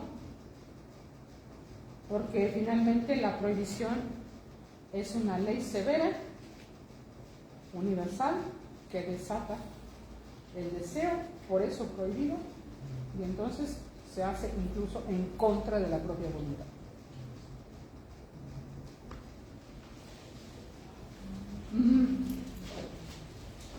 Lo universalmente válido para todos. Yo me salté de la Edad Media algo interesante. ¿Saben quién inventó la casuística? ¿Saben qué es la casuística? La casuística. ¿Sí sabes? El estudio de casos. Caso por caso. Caso por caso. No se trata de una ley universalmente válida para todos, sino vamos a ver el caso. ¿Qué tenemos? Fue la Iglesia Católica la que inventó la casuística. ¿Y dónde la metió? En el derecho canónico. Pero también la transgrede. Porque un sacerdote que se dedica a tener relaciones con todas las catequistas y las monjas que llegan al templo, nada más lo cambian de iglesia. No le hacen absolutamente nada. Como que la ley está para ser transgredida, ¿no? Allá había un padrecito que lo mandaron a rezar a Acapulco a un chale, ¿no? Y ahí lo mandaron a rezar y a tener sus últimos tiempos, que se arrepienta de todo, a vivir como marajá. Bueno, en oposición con Aristóteles, cada cual sabrá su medida. La culpa humana no se debe a lo que ha hecho, sino lo que ha dejado de hacer de acuerdo con el deseo propio. La culpa, cualquier clase de culpa, no se debe a lo que hemos hecho, sino a lo que hemos dejado de hacer por cobardía, moral, etc. Es lo que más puede causar culpa. Por servir al deseo del otro, amo, jefe, patrón, cultura, Estado, Dios. Servir al deseo del otro. No tienen ni idea de cómo es que llegamos a reconocer que en realidad ni siquiera hablamos por nosotros cuando decimos yo pienso esto y pienso lo otro y pienso aquello, porque si nos detenemos con cuidado a meditar, muchas de las cosas que decimos que somos nosotros y que creemos nosotros son de nuestros padres, nuestros abuelos, nuestros maestros, medio mundo. No hay esta autoría y esta originalidad de pensamiento propio y qué sé yo. Confundidos con nosotros, confundidos con el deseo de los demás, sujetos a ello. Y dice acá que el analista, aquí vamos al plano del psicoanálisis, El analista no culpa ni perdona porque no es ningún sacerdote. No tiene ninguna, no tiene, vamos, su neutralidad es de tal modo que no puede expresar que si creen esto, si creen lo otro, si es de la 4T o es de no sé qué o qué sé yo, ¿no? No puede entrar en un debate político tampoco ni nada por eso. Ni culpa ni perdona, pero tampoco trata de desaparecer el mal, el malestar que viene a manifestar alguien que le consulta, y tampoco un malestar que fuera una ilusión, no lo trata como una ilusión. Solamente acompaña, solamente escucha, solamente se trata de encontrar en el decir dónde precisamente ha traicionado su propio deseo, dónde es que no ha podido hacer lo que ha querido porque le impedía le impedía al otro, no lo dejaba hacer el otro, no sé qué. El psicoanálisis no puede aliarse a la moral civilizada porque la moral civilizada no se enferma, nos exige demasiado. Decía Freud que a más virtuosa es una persona, más neurótica. Solamente acompaña al analizante a ver dónde traicionó su deseo. El psicoanálisis no puede aliarse a la moral civilizada porque es patógena, ni promover un ético libertino, tampoco puede promover una ética del libertinaje, porque el libertinaje es más moral que la moral. El libertinaje es mucho más moral que la moral. Alguien que se cree súper libre, ¿no? Yo hago con mi cuerpo lo que quiero. Dicen ahora chicas que son muy liberales, ¿no? Pero en realidad hacen lo que el otro quiere con su cuerpo. Y caen en la cuenta en ello, ¿no? Contra una meta de adaptación a la realidad de la psicología, adáptate al lugar que te toca, tranquila, de las psicologías y las psiquiatrías del yo. La ética del psicoanálisis se resume en una pregunta: ¿has actuado conforme al deseo que te habita? Se los pregunto a ustedes. ¿Has actuado conforme al deseo que te habita? Que contrasta con las filosofías de Aristóteles y Kant. En oposición a la ética del bien, para el psicoanálisis el bien es un obstáculo al deseo, pues tiene como idea la felicidad. Esa de los mensos, de los idiotas, ¿no? Tiene como idea la felicidad, la adaptación, el éxito o la cura. También niega la ética del placer. El hedonismo, porque es un exceso de placer que culmina el dolor. Los excesos culminan el dolor. El psicoanálisis no antepone el trabajo y la existencia segura al deseo. No va primero el trabajo y después el deseo. Yo hago un pequeño alto aquí porque es una frase que dice Lacan en su ética precisamente. Él escribe una ética pero no para guiarnos y decirnos cómo vivir. Escribe una ética para criticarla incluso. Dice, ¿qué dijo Alejandro? Se refiere a Alejandro Magno, el conquistador del Medio Oriente. ¿Qué dijo Alejandro llegando a Persépolis, una ciudad conquistada? Por lo pronto todos a trabajar. En cuanto al deseo, puede esperar. Pero agregan algo más. Dice, ¿qué dijo Alejandro llegando a Persépolis? Lo mismo que dijo Hitler llegando a París, cuando toma París en la Segunda Guerra Mundial. Por lo pronto todos a trabajar. En cuanto al deseo, puede esperar. No antepone el trabajo al deseo, sino que ordena actuar conforme al deseo que habita al sujeto. Y acá aparece el último autor que vamos a manejar, que es Michel Foucault, el francés, que tiene una ética muy interesante. Habla de la ética de la existencia. Dice que cada uno tiene que buscar la manera de embellecerse a sí mismo, ¿no? Es esta obra de historia de la sexualidad, es un tema cultivo de sí. Cada quien debe cultivar su sí mismo, hacer de su existencia una obra artística, una obra estética.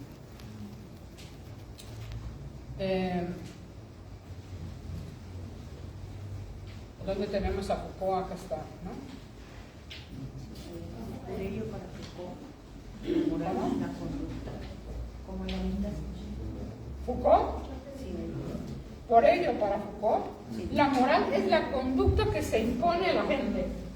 La moral es una conducta que se nos impone. ¿Sí? Con reglas para acciones prohibidas y permitidas, positivas o negativas. La ética, en cambio, sin negar el código moral, ojo aquí, no se trata de hacer de la moral prisas, mucho cuidado. Sin negar el código moral, afirma la relación consigo mismo, el cultivo de sí mismo. La ética, la estética, la belleza de sí mismo, la estética de la existencia, para actuar conforme al deseo y al fin ético. Ojo, fin, con un fin. Hay una actitud reflexiva para pensar en un fin. Le acompaña aquí en esta reflexión también un Eugenio Trías, que escribió un libro muy breve, muy didáctico y muy leíble para cualquiera, que se llama Ética y Condición Humana. Español, ya se nos fue. Eugenio Trías propone reescribir el imperativo de Kant. Fíjense cómo lo reescribe. Obra de tal manera que ajustes tu máxima de conducta a tu propia condición humana. Ajustar la máxima de conducta, pero a la propia condición humana. No somos inhumanos, no somos sobrehumanos, somos humanos, demasiado humanos, como diría Nietzsche. Obra de tal manera que ajustes tu máximo de conducta a tu propia condición humana. Como habitante de la frontera. ¿Frontera entre qué? ¿Qué frontera? ¿De qué frontera estamos hablando? La frontera entre la conciencia ilustrada, no sé si recuerdan que la ilustración hablaba de los siglos de las luces, que todo se iba a ver más claro y distinto, como dijo Descartes. Los siglos de las luces, la conciencia luminosa, y se les oponen los románticos y les dicen, no, fíjate que no está la conciencia nada más luminosa, está el inconsciente. Es oscuro, que es pasión, que es sueño, que es amor, que es etcétera, etcétera. La frontera entre la conciencia luminosa de los ilustrados, de la ilustración, y el inconsciente romántico. Esto lo resumo precisamente en una parte de Hacia una nueva ética. Coordiné un libro que se llama Hacia una nueva ética. ¿Quién se llevó mi bolsa? ¿Quién me robó mi bolsa? ¿No es esa blanca? No, es mi Ahí está. Esta sí que es una paradoja, doctor. Que en una conferencia de ética me roben mi bolsa.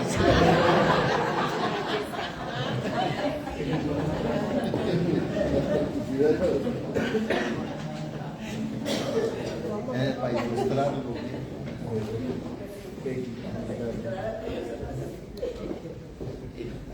A principios de este siglo se me ocurrió convocar a intelectuales prácticamente especialistas de América del Sur, de Europa, de distintas partes del mundo, y también siempre que he organizado un libro invito a personas no muy conocidas y a personas súper conocidas, y se llama Hacia una nueva ética. ¿Te lo traje, doctor? Muchas gracias. Y también te traje uno que te debía. Se trata de El desamparo de la niñez, ¿te acuerdas? Sí, cómo no. Donde está Poética de la educación para una niñez olvidada. Muchas gracias. Soy su biógrafo oficial. ¿Dónde se podrá adquirir, doctora? Hacia una nueva ética está todavía en línea, y saben que hoy en día, pues los transgresores, los delincuentes, entran, copian el libro por completo y se ponen a venderlo aparte de la editorial. Lo vi vendiéndose en otro lado, no sé si lo viste. No. Hacia una nueva ética. Salió en 2006, sacaron como 2000 ejemplares, Creo que no está agotado. El que sí está agotado es Poética del Psicoanálisis. Pero pueden sacar copias de ahí o pueden bajarlo yo te podría pasar. Bueno, ¿por qué no toman mi teléfono? Yo tengo WhatsApp. Porque ya saben que es muy fácil comunicarse por WhatsApp. Se mandan. Les puedo mandar el lado donde lo piden, que incluso eso está más barato que siglo XXI. 4432 02 7913.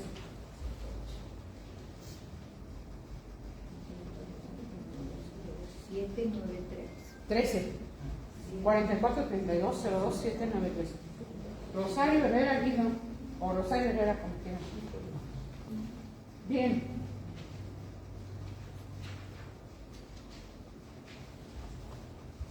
Obra de tal manera que ajustes tu máxima de conducta a tu propia condición humana, teniendo en cuenta de que no somos ni infrahumanos ni sobrehumanos, sino humanos. Como habitantes de una frontera, que estamos en la razón ilustrada de la conciencia moderna, pensante, reflexiva, qué sé yo, y tampoco del lado totalmente del inconsciente romántico. Voy a decirles algo que se me ocurrió para un texto y que fue una especie de frase que por ahí andan difundiendo. René Descartes, cuando abre la modernidad en el 17, es el primer moderno, lo abre con una obra muy famosa que se llama El discurso del método. Funda la ciencia moderna. Y hay una parte donde él está frente al fuego, en la sala de su casa, y empieza a deshacerse de todo y a dudar de todo. Duda de todo lo que sabe, de lo que viajó, sale a la ventana de su cuarto al balcón y dice, ahí va una señora y un señor, pero podrían no ser reales. Lo que estoy viendo podría no existir, etcétera, etcétera. Y hay un momento en que empieza a dudar hasta de pensar. Y dice, ¿estoy dormido o estoy despierto? No, yo estoy despierto porque estoy pensando, porque estoy dudando. Y entonces concluye con que pienso, luego existo. Si pienso, entonces existo. Concluyo que existo. Al pensar, concluyo que existo. Pero yo tomé la frase de la pregunta, ¿estoy dormido o estoy despierto? Y me parece que lo resolvemos con este equilibrio entre la conciencia ilustrada, moderna, luminosa, y el inconsciente romántico, porque los románticos se van a oponer. Los tomaron como unos hippies, digamos, como unos detractores, como unos opositores a la modernidad. Pero son profundísimos. Uno de ellos es Nietzsche, uno de esos románticos. ¿Estás dormido o estás despierta? ¿Estoy dormida o estoy despierta? Estoy despierta y sigo soñando. ¿Por qué les digo esto? Y les pido que lo experimenten personalmente y en este momento. Además de escucharme toda esta mañana, han estado ensoñando. Ensoñando es fantaseando aquí despiertos, saltando hacia otras imágenes, ideas. No han estado totalmente concentrados en esto. No estamos ni despiertos ni dormidos. Estamos despiertos y seguimos soñando. Tenemos fantasías. Vamos en el auto o caminando a nuestra casa después de salir del trabajo y vamos, piensa, fantaseando, haré esto, el otro. Nos acordamos de un sueño que tuvimos anoche, de no sé qué cosa que pasó hace no sé cuántos años de nuestra infancia. Todo esto parece una especie de caos realmente, ¿no? Porque además no podemos dejar de pensar, ni siquiera en estado de dormidos. También ahí pensamos. Bueno, tenemos unos esquemas que vamos a solucionar con todo esto. De los valores clásicos que vimos con Aristóteles, a lo que llamamos hoy en día la era de la reproductibilidad técnica de la modernidad. Mientras en la época clásica todo lo que era el hacer y el actuar tenía que ver con un hacer originario, ejemplar de alguna manera. Para ellos, el hacer humano era saber hacer. Saber hacer era estar a la altura de las circunstancias. Como dijo en algún momento Sandra Heidegger, que saber hacer era entrar a un cuarto oscuro y sabérsela jugar ahí. No caerse, no irse de cabeza. No puedes prender la luz porque no sabes dónde está el apagador. Y sobrevivir. Saber hacer. ¿Qué pasa en la modernidad actual? ¿Y por qué decimos reproductibilidad técnica? Porque todo es una reproducción de mercancías, de publicidad, de flyer, ¿no? Todo se reproduce, todos son copias de copias, obras, libros, decires, propaganda, etc. En la era de la reproductibilidad técnica pasamos de un saber hacer originario, original, pasamos a un hacer como. Todo es hacer como mi mamá, como mi maestro, como el vecino, hacer como. No somos originales. Y esto hizo que se degenerara toda nuestra capacidad de creación y de aportación y de innovación del conocimiento y del actuar, ¿no? De hacer como. Hagan como los chinos, ¿no? Hartas mercancías, etc., ¿no? Hagan como tal cosa, ¿no? Hagan como el maestro. Ahora hay una crítica interna al psicoanálisis que dicen que hacen como Freud, ¿no? Hacer como Freud, hacer como Lacan, hacer como tal cosa, ¿no? Háganle como Simón de Beauvoir, ¿no? De la reproductibilidad técnica, sí, exactamente. Entonces, ¿qué teníamos en el origen? Ese es un esquema muy interesante, porque en el origen para los clásicos tenían imperativos e ideales: la verdad, la bondad y la belleza. La verdad es la teoría del conocimiento o la epistemología. La bondad tenía que ver con la ética, la belleza con la estética. El orden de la trascendencia es lo que está más allá de nosotros, trascensus, más allá de nuestros sentidos, más allá de nosotros, lo trascendente. Están estos ideales a llegar, a alcanzar. En la inmanencia, en lo inmediato, ¿qué hay? En lo inmediato, ellos toman en cuenta el alma, toman el eros, el amor, y deciden que el alma y el eros se conviertan en creadores de la ciudad, que ellos llamaban polis. Polis, de donde viene política, que es la vida pública. Aquí estamos en la vida privada, acá estamos en la vida pública. Si en la vida privada tenemos este ascenso hacia estos ideales, podemos recrear la ciudad. El modelo es la Grecia antigua, Atenas. El romanticismo es Florencia, la belleza de la ciudad, ¿no? Parte de la fealdad de la ciudad tiene que ver con que esto en nuestra actualidad está roto. No hay esta meditación interna, sabia, de tener valores a los cuales elevarse, modelos a los cuales parecerse o emularse, y bajar a la ciudad con esa creatividad. Este es el esquema de la ruptura actual, de lo clásico a la reproductividad técnica, la modernidad. Las ciudades llenas de barracas, abandonadas, de ciudades perdidas, de suburbios, de cinturones de miseria, de basura, etc. Ya no hay este ideal, estos ideales actualmente.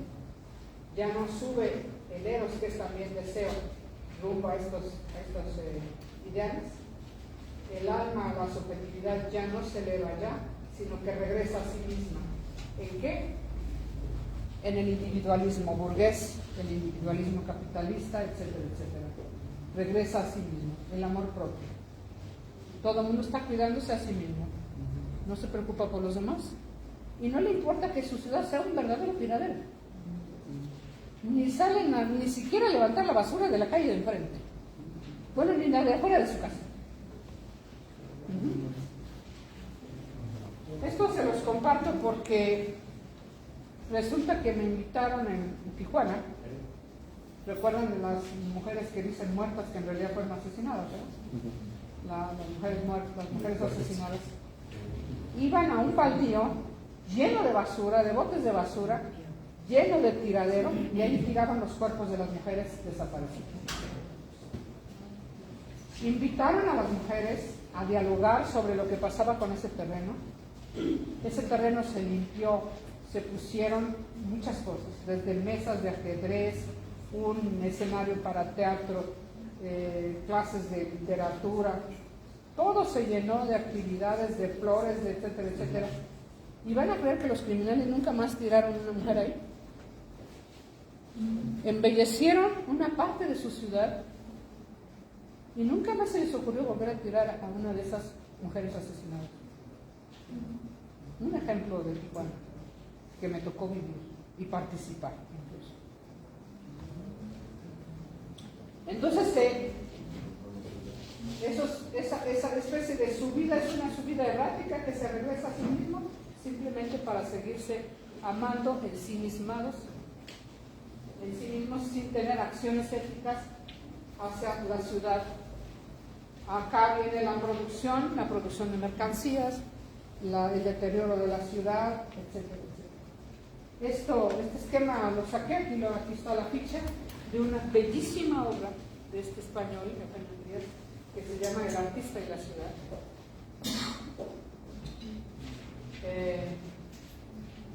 Y también está precisamente el esquema integrado para Martin Heidegger, que está en la siguiente página. Este esquema es de... ¿Me la regresas tantito nada más? El esquema que sigue es de Martin Heidegger, la pregunta por la técnica, a propósito de la reproducibilidad técnica. Por favor, la siguiente. Y última. Finalmente, con esto cierra, la moral engloba todo. Por eso decía, no podemos deshacerla de ella. A lo sumo tenemos que confrontarnos con ella. Tenemos que discutirla, tenemos que debatirla. Tenemos que decir, esto es demasiado tradicional, esto es demasiado restrictivo. Dialogamos y debatimos con ella. La moderamos. La moral lo engloba todo.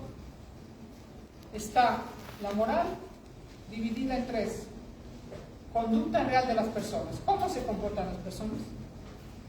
¿Qué código moral sigue? De las abuelas, de las madres. ¿Qué código están aplicando de moral?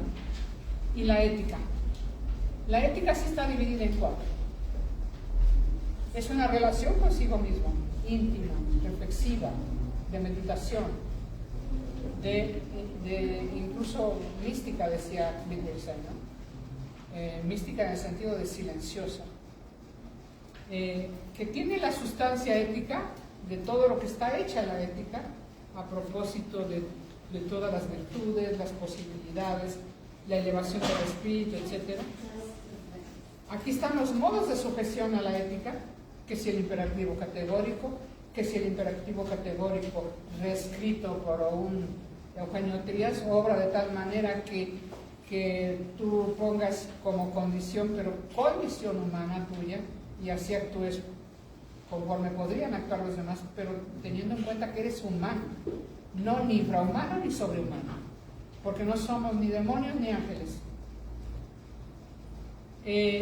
La actividad autoformadora, que tiene que ver con irse autoformando, a propósito de los hábitos de Aristóteles, a propósito de todo lo que tendría que ser una autoformación hecha de valores, hecha de ideales, y el telos del que hablé desde el principio.